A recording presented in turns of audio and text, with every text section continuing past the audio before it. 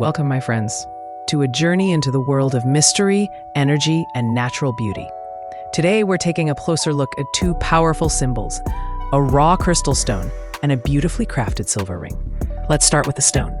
Rough, untouched, and transparent with subtle golden inclusions.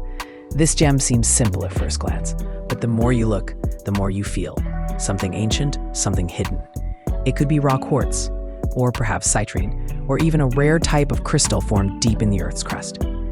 We may not know exactly what it is, but one thing is clear. This stone holds energy, raw, untouched, and full of silent power. Beside it rests a silver ring, elegant, symbolic, and masterfully crafted. At its center, a five-pointed star embraced by a crescent moon. Tiny stones, shimmering white and soft blue, are set with precision, shining like stars in the night sky. Are they diamonds, white sapphires, or high-quality zircon? That doesn't really matter. Their beauty speaks for itself. This contrast, raw nature and human craftsmanship, tells a story. The stone, formed over thousands of years in the heart of the earth, the ring, shaped by human hands with skill, purpose, and maybe emotion. Many believe that stones like these hold spiritual energy. Clear quartz, for example, is said to purify your aura, boost mental clarity, and absorb negative vibrations.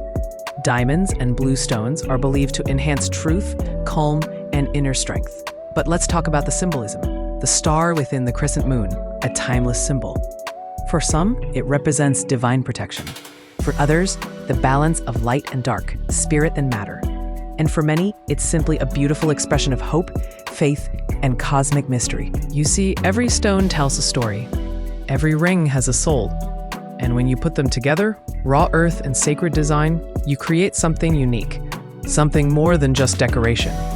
What do you feel when you look at this stone? What meaning does the ring hold for you?